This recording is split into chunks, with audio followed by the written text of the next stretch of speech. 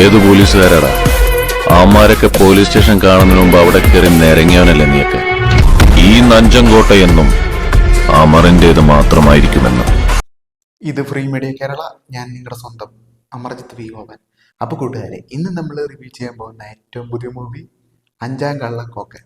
അഞ്ചാം കള്ളക്കോക്കൻ എന്ന മൂവി ഒറ്റ വാക്കി പറയുകയാണെങ്കിൽ ഇതൊരു നല്ലൊരു വെറൈറ്റി തീമുള്ളൊരു മൂവിയാണ്. ഇത് കാണാൻ പോകാനുണ്ടായ സാഹചര്യം എന്താണെന്ന് വെച്ച് കഴിഞ്ഞാൽ, സത്യം പറഞ്ഞാൽ വേറെ മൂവി ഈ വീക്ക് റിലീസായിട്ടില്ല. അപ്പോൾ ഇതൊന്ന് കണ്ട് റിവ്യൂ ചെയ്തെന്ന് വെച്ച് പോയതാണ്. എന്തായാലും മൂവി നിങ്ങളെ തൃപ്തിപ്പെടുത്തിയോ എന്ന് ചോദിച്ചു കഴിഞ്ഞാൽ തൃപ്തിപ്പെടുത്തിയിട്ടുണ്ട് നല്ല രീതിയിൽ. അതിൻ്റെ ഈ മൂവിയുടെ ടെക്നിക്കൽ സൈഡിലേക്ക് നമുക്ക് കടക്കാം. ഫസ്റ്റ് ഓഫ് ഓൾ, ഈ മൂവി സംവിധാനം ചെയ്തിരിക്കുന്നത് ഉല്ലാസ് ചെമ്പൻ. പുള്ളിയാണ് ഡയറക്റ്റും സ്ക്രിപ്റ്റും എഴുതിയിരിക്കുന്നത്. അതുപോലെ പ്രൊഡ്യൂസ് ചെയ്തിരിക്കുന്നത് ചെമ്പൻ വിനോദാണ്. അതുപോലെ തന്നെ മണികണ്ഠ അയ്യപ്പൻ മ്യൂസിക് ചെയ്തിരിക്കുന്നത്, Arun Mohan cinematography, Rohit VS editor, Vicky Vinu co editor. ഇങ്ങനെയാണ് ഇതിൻ്റെ ടെക്നിക്കൽ സൈഡ്സിലൂടെ വന്നത്. അഭിനയിച്ചിരിക്കുന്ന നോക്കുകയാണെങ്കിൽ ലുക്മാൻ, ചെമ്പൻ വിനോദ്, മേഘ, മണികണ്ഠനാചാരി, ശ്രീജിത്ത് രവി, മെറിൻ ഫിലിപ്പ്, സെന്തൽ കൃഷ്ണൻ തുടങ്ങിയവരാണ്. ഇനി ഈ മൂവിയുടെ ആദ്യം തന്നെ നമുക്ക് പോസിറ്റീവ് സൈഡിലേക്ക് കടക്കാം.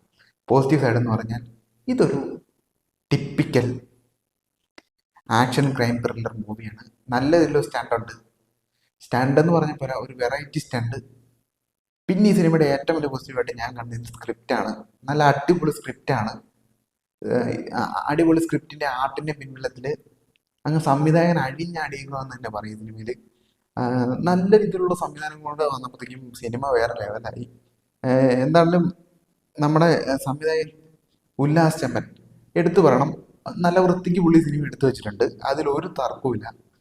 അതുപോലെ തന്നെ ഇതിൻ്റെ അകത്ത് ഇനി നോക്കാനാണെങ്കിൽ അത്യാവശ്യം സോങ്സ് ഉണ്ട്, അത്യാവശ്യം BGMs ഉണ്ട്, സൗണ്ട് മിക്സിങ്. അതായത് മണികണ്ഠൻ അയ്യപ്പൻ ഒരു രക്ഷയില്ലാത്ത BGMസും സൗണ്ട് മിക്സിങ്ങാണ് ചെയ്തു വെച്ചേക്കണേ. അതിന് ആദ്യം തന്നെ പുള്ളി അഭിനന്ദനം അറിയിക്കുന്നത് വെറൈറ്റി ആയിട്ടുണ്ട് സംഭവം.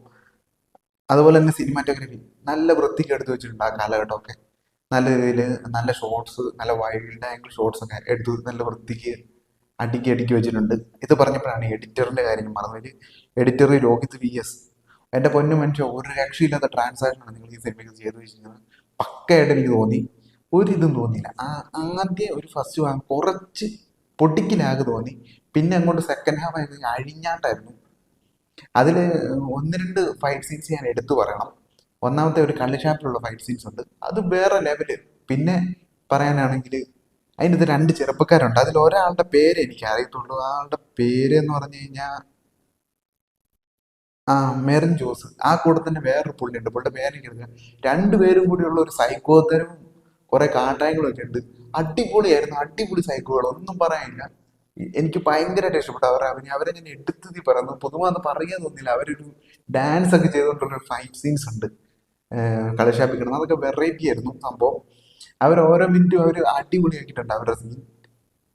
അതുപോലെ തന്നെയാണെങ്കിൽ പറയാനാണെങ്കിൽ ഈ സിനിമയുടെ ഏറ്റവും വലിയൊരു പോസിറ്റീവ് സൈഡ്സ് ആയിട്ട് ഞാൻ കാണുന്നത് അഭിനയത്തിന്റെ മികവ് നോക്കിക്കഴിഞ്ഞാൽ ചെമ്പൻ വിനോദ് ഒരു രക്ഷയില്ലാത്തൊരു പോലീസ് ഓഫീസറായിട്ടുള്ള വേഷമാണ് പുള്ളി ചെയ്തിരിക്കുന്നത്.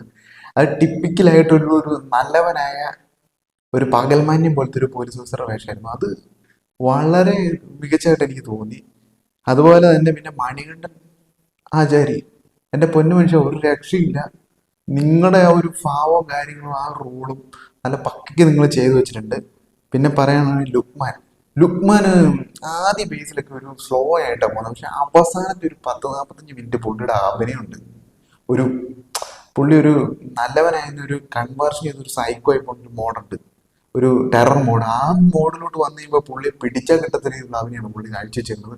അതെനിക്ക് വളരെ ഇഷ്ടപ്പെട്ടു. അതുപോലെ തന്നെ മേഘ തോമസ് ആയാലും ശ്രീജിത് രവിക്ക് കുറച്ചേ ഉണ്ടായിരുന്നുള്ളൂ, അത് പുള്ളി നല്ല വൃത്തിക്ക് ചെയ്തിട്ടുണ്ട്. പിന്നെ മെറിൻ ജോസ് പറയണ്ട, പുള്ളിയാണ് അതിനകത്ത്. പുള്ളിയും അവർ രണ്ടുപേരാണ് സിനിമയുടെ ഏറ്റവും വലിയ പ്ലസ് പോയിന്റ്സ്. രണ്ടുപേരും അങ്ങോട്ട് നല്ല രീതിയിൽ ഞങ്ങൾ എൻജോയ് ചെയ്യിച്ചു സിനിമ. അതുപോലെ തന്നെ മെറിൻ ഫിലിപ്പ് കുഴപ്പമില്ലാത്ത രീതിയിലുണ്ട്. പിന്നെ സെന്തിൽ കൃഷ്ണ, പുള്ളിയുടെ വേഷം അടിപൊളിയായിരുന്നു. കൊള്ളിയൻ എന്ന് പറയുന്ന ഒരു ക്യാരക്ടറായിരുന്നു, ഒരു രക്ഷയില്ലായിരുന്നു. ഇതിന്റെ ആർട്ട് ഡയറക്ടറെയും അതുപോലെ തന്നെ ഇതിന്റെ കാസ്റ്റിങ്ങിനെ ആദ്യം തന്നെ അഭിനന്ദിക്കുന്നത്. രണ്ടുപേരും നല്ല രീതിയിൽ ചെയ്തു വെച്ചിട്ടുണ്ട് കാര്യങ്ങൾ. അതുപോലെ ഈ സിനിമ വർക്ക് ചെയ്ത എല്ലാവരും നല്ല പണി എടുത്തിട്ടുണ്ട് എന്നാണ് ഈ സിനിമ. അത് സിനിമ കാണുമ്പോൾ തന്നെ നമുക്ക് മനസ്സിലാകുന്നുണ്ട്. ഇനി ഇതിന്റെ നെഗറ്റീവ് സൈഡായിട്ട് എനിക്ക് തോന്നിയ കാര്യം എന്താണെന്ന് വെച്ച് കഴിഞ്ഞാൽ, ഈ സിനിമയുടെ പേരൊരു നെഗറ്റീവായിട്ട് എനിക്ക് തോന്നി. ഈ അഞ്ച് കള്ളക്കോക്കാൻ ഇത് പറയാൻ ഭയങ്കര പാടാണ്. അതുപോലെ തന്നെ ഈ സിനിമ മൗത്ത് പബ്ലിസിറ്റിയിലൂടെ കയറി വരാൻ നേരത്തെ ഒരാൾക്ക് ഞാൻ ഈ സിനിമ ഉണ്ട് നല്ല പറയുമ്പോൾ ഈ പേര് പറയുമ്പോഴത്തേക്കും അതൊരു അരോചമായിട്ട് തോന്നി. അത് ഞാൻ സംവിധായകനോട് പറയുന്നു.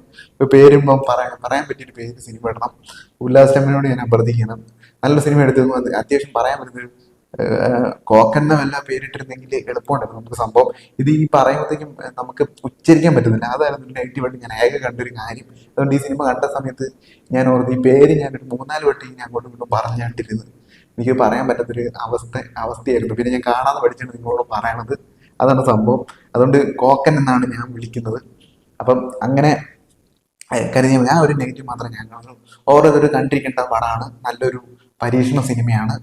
മലയാള സിനിമയുടെ തന്നെ ഒരു വേറെ തലത്തിലോട്ട് എത്തുന്ന പടങ്ങളാണ് ഇപ്പോൾ ഈ ആഴ്ചകളിൽ ഇറങ്ങിക്കൊണ്ടിരിക്കുന്നത്. പറയാനാണെങ്കിൽ എല്ലാ പടം ഒന്നിനൊന്നും മെച്ചമായിട്ട് എനിക്ക് തോന്നി. മലയാള സിനിമയിൽ ഇപ്പം എല്ലാം നമുക്ക് കണ്ടിരിക്കാനും ആസ്വാദിച്ച് തിരിച്ചു വന്ന പടങ്ങൾ തന്നെയാണ് ഇപ്പം ഇറങ്ങുന്നത്. ഇതും അതിൽ പറ്റൊരു പടങ്ങളാണ്. പക്ഷേ പ്രധാനപ്പെട്ട ഒരു കഥാപാത്രങ്ങളും അല്ലെങ്കിൽ മുൻനിര നടന്മാരോ ഒന്നും സിനിമയില്ല. പക്ഷെ അതിൻ്റെ ഒരു കുറവ് ഈ സിനിമ കണ്ടിട്ടില്ലെന്ന് തന്നെ പറയാം. അതിന് എടുത്തു പറയുന്നത് ഉല്ലാസ് ചെമ്മൻ എന്ന ഡയറക്ടർ കം റൈറ്ററെയാണ്. പുള്ളി നല്ലൊരു വൃത്തിക്ക് ചെയ്ത് വെച്ചിട്ടുണ്ട്. പുള്ളി ഇതിനു മുമ്പ് പുള്ളി പടം ചെയ്തിട്ടുണ്ടോ പുതുമ ഡയറക്ടറാണെന്നൊന്നും എനിക്കറിയാൻ പാടില്ല. പക്ഷെ ഒരു കാര്യം പറയാം, ഈ സിനിമ പുള്ളി നല്ല സ്ട്രോങ്ങിൽ എടുത്തു വെച്ചിട്ടുണ്ട്. അതിനായി തന്നെ അഭിനന്ദനം അർഹിക്കുന്നു. അതുപോലെ തന്നെ എല്ലാം കൂടെ ചേരുമ്പോഴാണുള്ള ഒരു direction, acting, cinematography, sound mixing എല്ലാം കൂടെ ചേരുമ്പോൾ സിനിമ അതെല്ലാം നല്ല കൃത്യമായി ചേർന്നിട്ടുണ്ട്. അതുകൊണ്ട് ഈ സിനിമ ഹൈലി കാണാൻ റെക്കമെൻഡബിൾ ആണ്. എന്നുള്ള ഈ സിനിമ അത്യാവശ്യം ഓടാനുള്ള സാധ്യത ഞാൻ കാണുന്നുണ്ട്. ഇനി ഈ സിനിമ ആർക്കൊക്കെ ഇഷ്ടപ്പെടും എന്ന് ചോദിച്ചു കഴിഞ്ഞാൽ യുവാക്കൾക്ക് എന്താണല്ലോ ഇഷ്ടപ്പെടും. ഫാമിലിക്കും കുഴപ്പമില്ല, കണ്ടിരിക്കാം, തലക്കെട്ടില്ലെന്ന് തന്നെ പറയാം. എന്നുള്ളൊരു പരീക്ഷണ സിനിമയാണ്. പല കാര്യങ്ങളും ഒക്കെ.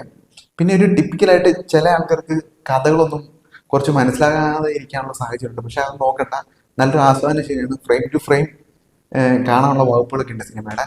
എന്നുള്ള ഇതൊരു വെറൈറ്റി പടം തന്നെയാണ്. ഈ സിനിമ റിലീസ് ചെയ്തിരിക്കുന്നത് തൊട്ടടുത്ത തിയേറ്ററാണ്. കണ്ടിട്ട് നിങ്ങളുടെ അഭിപ്രായം എൻ്റെ കമൻറ്റ് രേഖപ്പെടുത്തുക. എനിക്ക് നിങ്ങളോട് ഒന്നേ പറയാനുള്ളൂ, 1 life 1 dream 1 fashion. Thank you.